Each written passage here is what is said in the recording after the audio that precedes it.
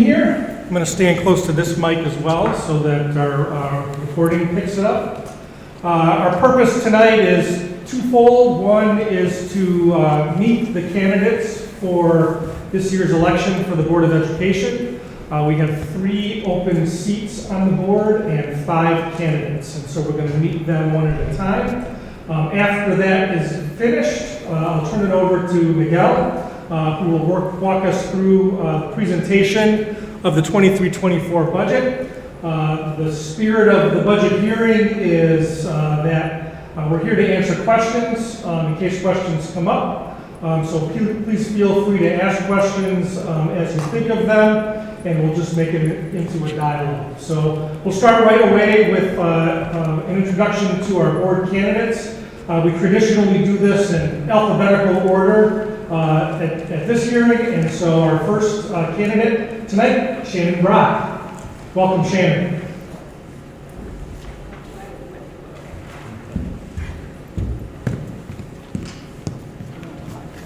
Just introduce yourself, tell a little bit about yourself and why you're interested in running for the board. All right, good evening. My name is Shannon Brock. I live in Lodi. I also own a business there, and I have 2 children who attend South Seneca. I've been serving for the past year as the representative of the South Seneca board to TST BOCES down in Ithaca. And by doing that, I've had a chance to get trained through New York State in all the board member responsibilities and get some experience working on a school board. For the past 8 years, I've been on a board of a not-for-profit called the Finger Lakes Wine Alliance that markets Finger Lakes wine nationally.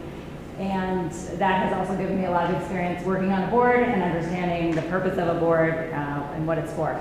Some of my interest in running for the board here at South Seneca, besides the outcomes for my 2 children, but as a business owner, I have a lot of interest in seeing successful graduates that are available to help our local businesses be part of our workforce, be prepared. So I see a lot of opportunity for the school to be more closely connected to the local business community. But other than that, I just feel it's a difficult time for schools coming out of the COVID pandemic, and I think there's a real need for interested, serious, positive people to get involved in boards to help have the best outcomes for students. Thank you. Thank you. Next candidate is Brenda Eastman. I learned the alphabet. Okay, I think everyone here knows me, and the only one that might not know much about me as a board member is Mr. Cleese. So, I've served for quite a while on the school board. I've served on almost every committee that you can think of. For the last 3 years, I've been on hiring committee, curriculum committee, policy committee, and buildings and grounds committee. You know about I'm a farm wife, raised our kids here. I have my son teaches in the high school. My daughter is already starting my grandchildren into school here. So I'm starting at the beginning again. It's fun to see things happening from pre-K and coming up through. I'm an advocate for the taxpayer and keeping our tax cap as low as possible. Peter Jens and I were pushed to lower that last year. We did use funds of our own.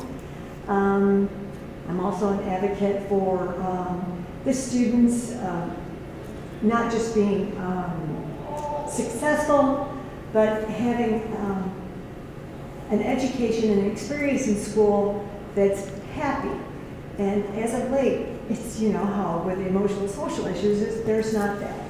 I want to see ways to be able to get through that. I have no tolerance for bullying or harassing, so those are issues that are close to me also.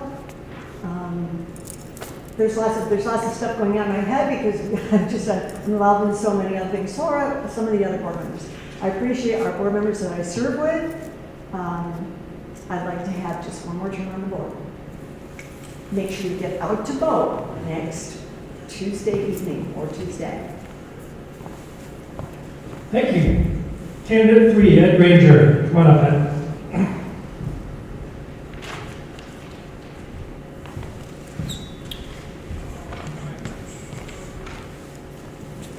Okay, my name is Ed Granger.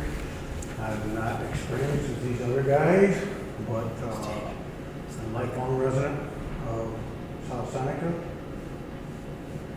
And I think it's time for a change. And I'm for lower taxes. I'm also for the students, for learning, because they're going to be our leaders down the road. And so we have to get them prepared. And I don't think we're on the right path yet. But other than that, this is the shortest speech or longest speech you're ever going to get out of me. Thank you. Next, Peter Jennings.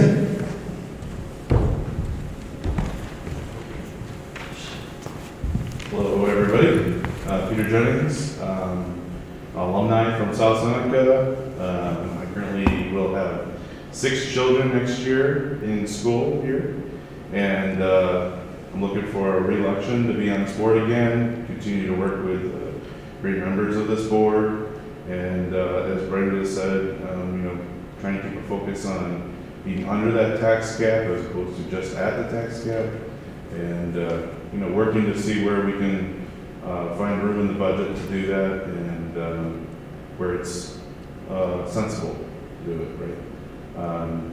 And also focus on our education and how our students are turning out at the end of grade 12 and what we're putting out towards the world. We want leaders, so that's there. Thank you. Thank you. Okay, and finally, Mike Pepperell. Let's see. Hi, everybody. I'm Mike Paparone. I'm running for re-election to the Board of Education. I've been a board member for the last 3 years. You can see some of my specifics in the bio here, along with everybody else's. But right now, I work in the chemistry and life sciences industry. But my background is in education, really. I've been a substitute teacher in most grade levels. I've taught college classes for many years. I'm not going to say I'm an expert in education by any means. I'm just saying, but there's a little bit of insight there. And so some of that I've used to help bring together 3 main ideas that help guide my decision making as a board member. The first is that we want to make a safe and effective learning environment for all students to reach their full potential. And this is also one of the full potential part is one of our board goals that we've all come to and helped formulate together. The second is to support staff, no matter in any role, the faculty and the administration, so they can create those environments, as well as reach their own professional goals. It's important as well. And the third is to help support policies that support or create relationships or strengthen relationships between the community and the school. And so I ask for your vote to help continue supporting those goals. Thanks. Okay, thank you very much, candidates. As Brenda alluded to, our vote is next Tuesday from 1 to 8 p.m. Over in the middle high school this year. We're in the lower cafeteria as usual. That's our usual voting place. The topic of tonight, of course, is the 2023-24 budget. This budget has been prepared over many months in the winter and spring under the oversight of the Board of Education. And here tonight is Miguel Andrade to present the budget. Again, as questions come up, please don't hesitate to ask your questions as Miguel goes through the slides. Miguel. Thank you, Steve.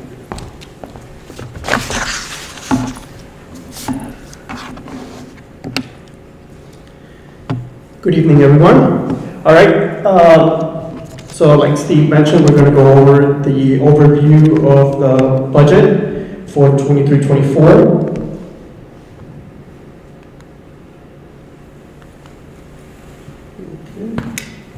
Everything on?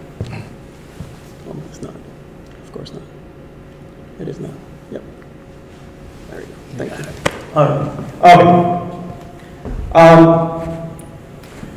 We're going to go over some current conditions and expenditure side. our 22-24 capital outlay, maintenance work, our contractual obligations from 3 to 5% increases over the years, ERS and TRS retirement, we're looking at around 10 to 12% increase. Health insurance per the co-op went out at 7.5% increase over last year. When I say last year, I mean this current year, 23. For next year, 23-24, it's going at 7.5. Fuel prices, while we were doing the budget, was in the range of $3.13 to $3.46. And just a reminder, the current budget for this year is $25,870,000. All right, so now let's look at the current conditions on the revenue side. Foundation aid, it's a normal increase for our school district of 3%. There was a slight increase in BOCES aid and a slight decrease in transportation aid, not much. Interest rates are going up for both sides, expenses and revenues. So on this side is good news, 3.18 to 4.5%. The property tax cap for this year, 12-year, it's up to 2.31%. Related to the property tax cap, one of the calculations or one of the numbers we have to use is either or CPI, which is at 8%, or the cap, which is 2%. So we went at 2%. We used that figure to figure out the tax levy. We may rely on reserves to balance the budget, and declining state ratios over the last 10 years reduced the amount of aid that is sent to the district. And that's across New York State. All right. Font there is a little bit small. So, as of April 27, the governor announced a conceptual agreement with the new state budget.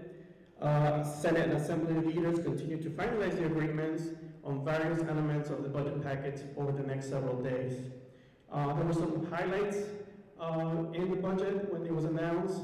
There were some high-impact tutoring set aside, some reporting requirements on UPK and the zero-emission buses, and additional funding was included to provide school meals access to districts that are eligible to CEP but not fully federally funded.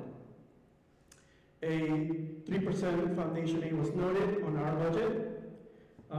There was again a slight decrease in building. There was a slight building aid decrease and BOCES and transportation, and foundation aid stayed pretty the same as last year. Again, South Seneca will continue to set aside $100,000 for community school aid. Okay, so with all those numbers that we got from the state and calculation of the tax levy, and our reserves, and our fund balance, and our other income. Okay, so what is our plan for South Seneca? So, again, to maintain our current 22-23 budget projections, we're planning to go at 2.31% tax increase for next year.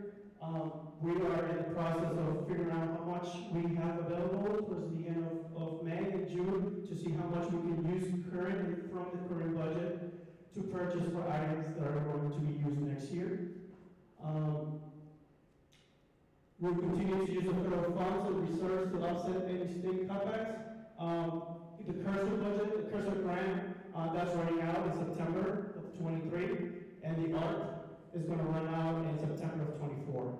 So we still have some time to use them, and we have been using them. And also we're planning to what are we going to do after the grants are gone. So we've been building up the budget just so the grants go away. We don't have to do a cliff or anything like that. We can continue working as close as normal as possible. We plan aggressively for the 24-25 and beyond years. Continue to monitor the market to invest for investment opportunities, and strategically use our reserves to manage appropriations and manage appropriation fund balance for long-term consequences.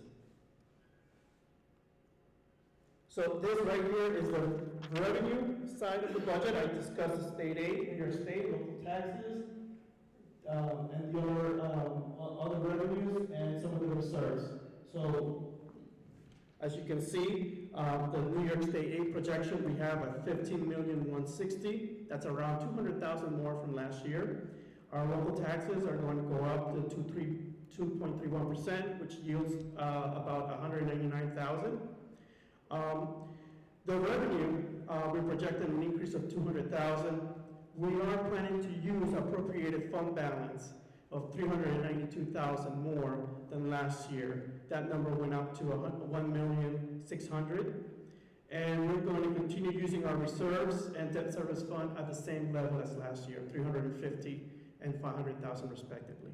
And you can see on the bottom what the 500,000 number for applied reserves is calculated at. This is our projection of what we could use. Doesn't mean that we are going to, but that's the plan. We have to have a plan of what we can use the following year.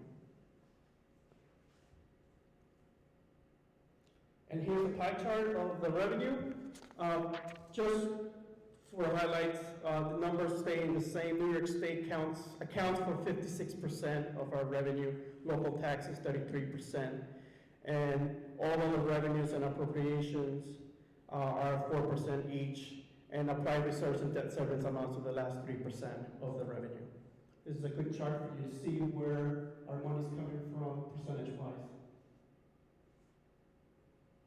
All right, so now we're going to talk a little bit about the expenses.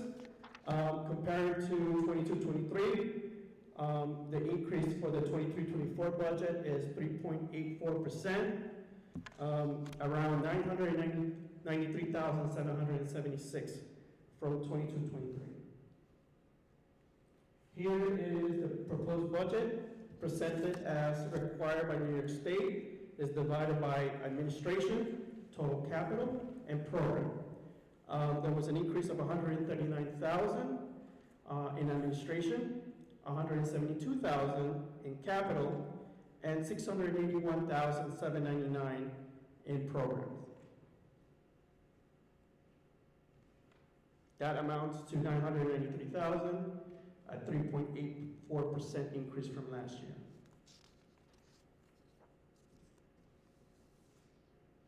Here's another pie chart on the expense side. You can see that our program expense accounts for 66% of the total budget. Administration came in at 11%, and our capital was at 23%.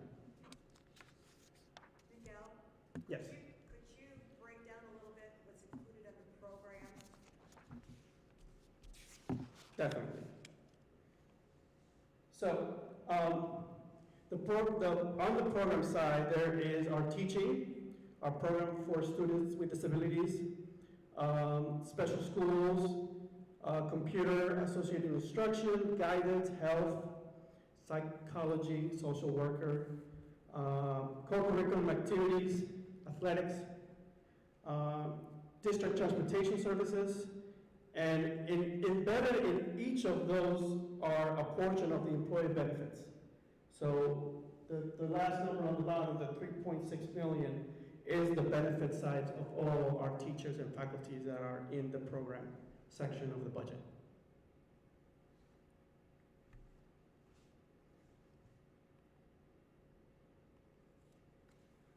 Okay, so now let's talk about estimated town tax rates. So on the left-hand side, you can see the town names, and then next to it, the equalization rates. The equalization rates come from New York State. They're telling us, the district, how to calculate how to levy a property. So a property coming in at $100,000 in quarter, New York State is saying, not so fast, that's 25% more than what you're coming in. And then for Lodi, Ovid, and Romulus, the difference of 100 plus 40, 52%.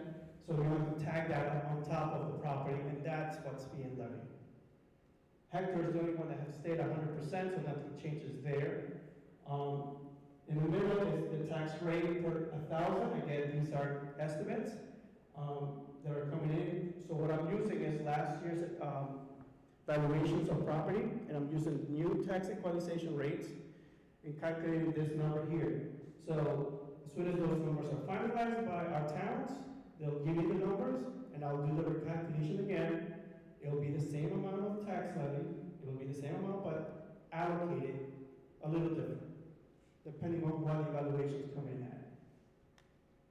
Compared to last year, you could see there was a decrease in both Colbert and Hector, and a slight increase for Lodi, Ovid, and Romulus when you compare the tax rates.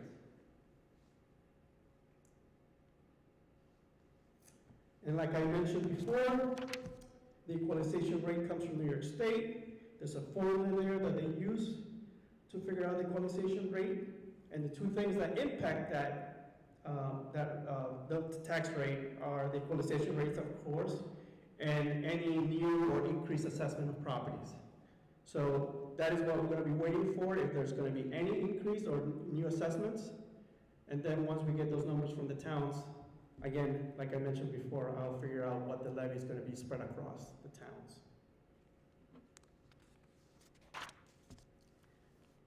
So I went out and I put this chart together to see where South Seneca lands, and we've been around this number of 9.7410 during the years that I've been here.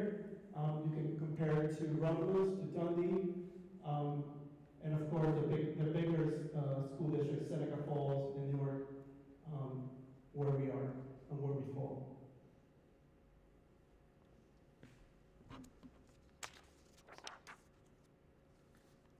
All right, let's talk about contingency budget. So what happens if the budget, May 16, gets voted down? So the budget is made up of expenses necessary to provide the minimum service legally required to operate and maintain school buildings and education programs, preserve the property of the district, and ensure the health and safety of students and staff. With that in mind, we have a few choices. We can propose, go out with the same budget, nothing changed, for a second vote, and we need to present it to the public by June 6th for a vote on June 20th.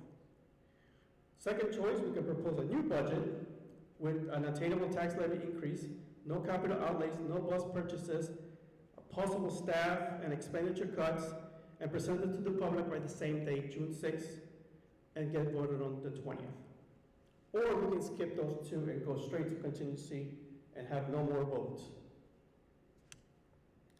So, what if we go to that contingency budget? So our budget amount will go from 26,864 to 26,244,848.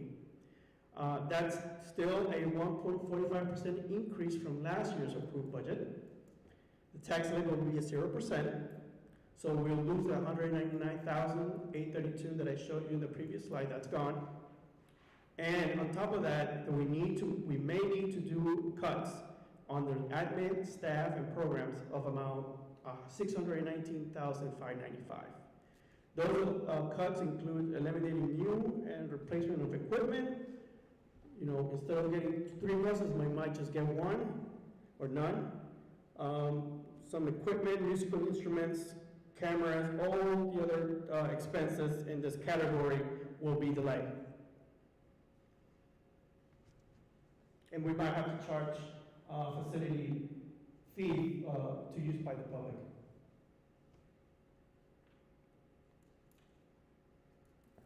Okay, so now, the vote. What are the people voting for? They're voting for the approval for the school district to have a budget expenditure amount of $26,864,443. Proposition number 2 is from the libraries. We collect their levies. We don't assess them. We just collect them and give them to them by December. Total amount of $244,000, and they're spread over the libraries. Lodi will get, Interlaken will get $80,000. Lodi will get another $80,000, and Edith Ford Memorial Library will get $84,000. Proposition number 3 are the election for 3 seats on the board. And it's going to be a 3-year term, commencing July 1st, 2023, and expiring June 30th, 2026. And the last proposition is for the board to authorize the purchases of buses in the amount not to exceed 400,000, and to authorize to either use school bus reserve fund or what's available in fund balance.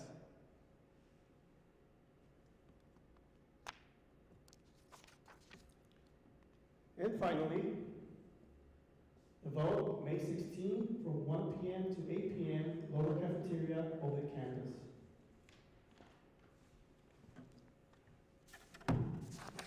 Does anybody have any questions?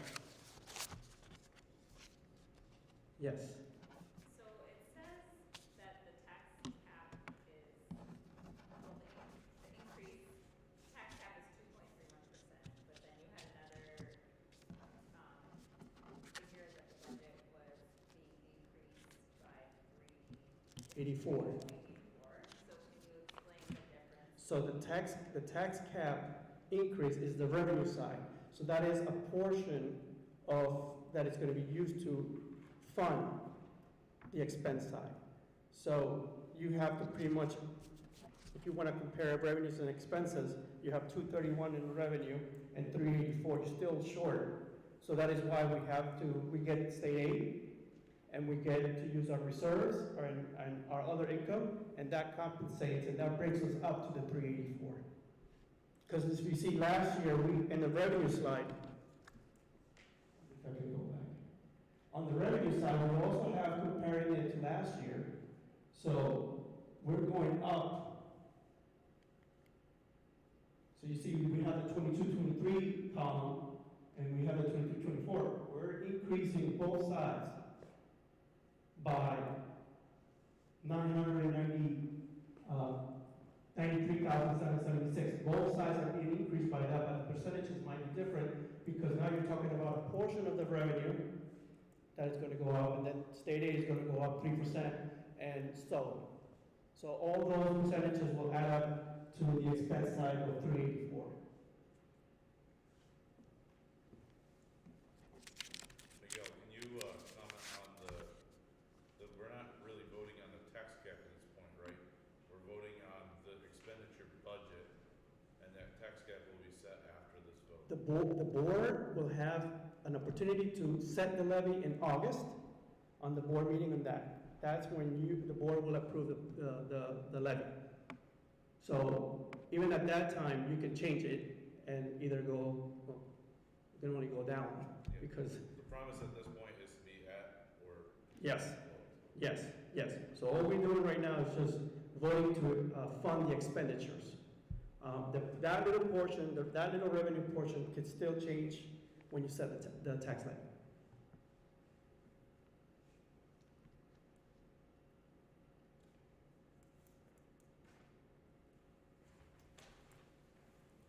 Yeah, you have a question?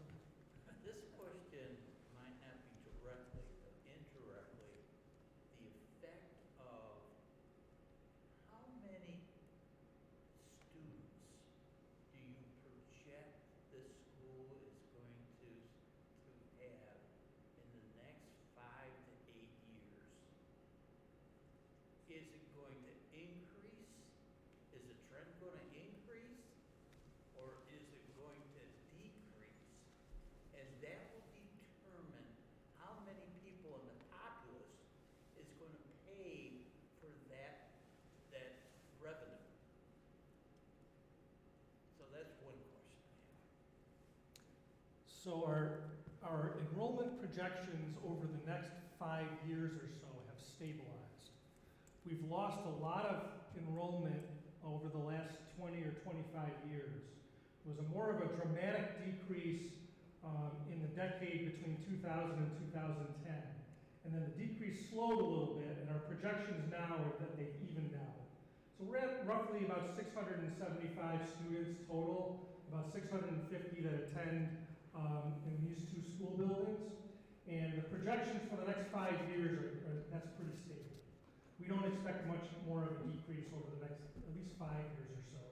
Beyond that, it's tricky to project. So all of that is based on birth rates in the county, historical movement between districts.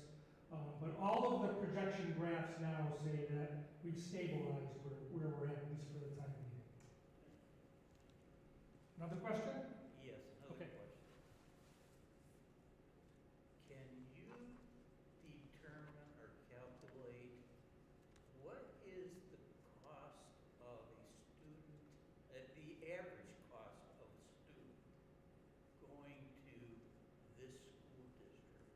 And going on and above that, comparing that cost to other districts to see where you fall into the scale of expense per student. Absolutely. Don't have that number off the top of my head, but we're in the neighborhood of $25,000 to $30,000, I believe, per student is the cost per pupil at South Seneca. We compare, that's about roughly in line with similar schools of our size. Larger schools have a bigger denominator in that calculation, so they're taking their school budgets and dividing by a bigger number. So we're dividing by 650 students, other districts might be dividing by 1,500 or 3,000 or 6,000 students.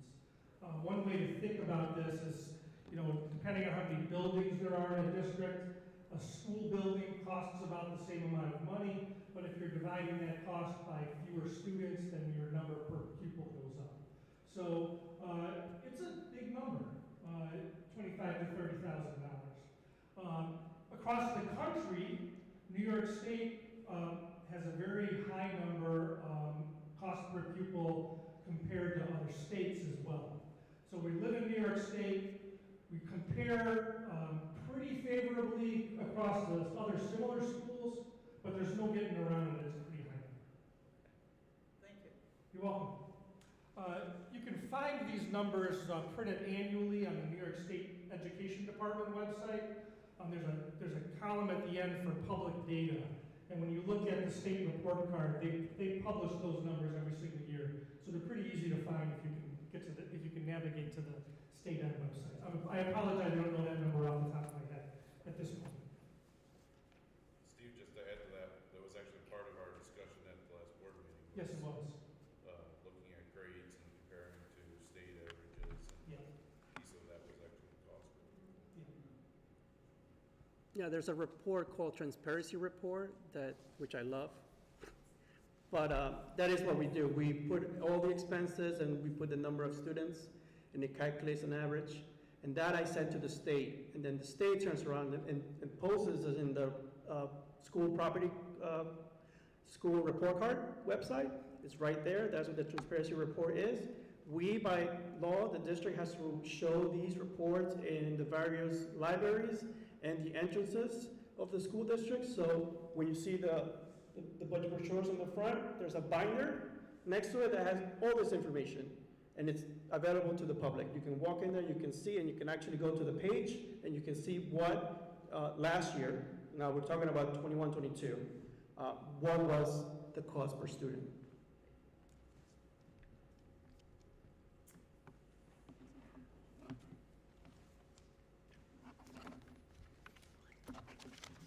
If no further questions, just one last reminder to come out and vote next week. Our hope always is for a high number of voters.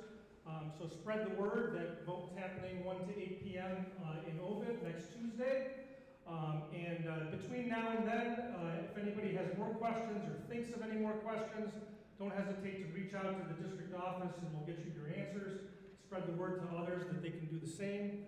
We are live streaming this meeting tonight, and it will remain on the website, on the YouTube channel, so that people can view the budget hearing right up until voting time. So thank you for coming out tonight, and see you next Tuesday.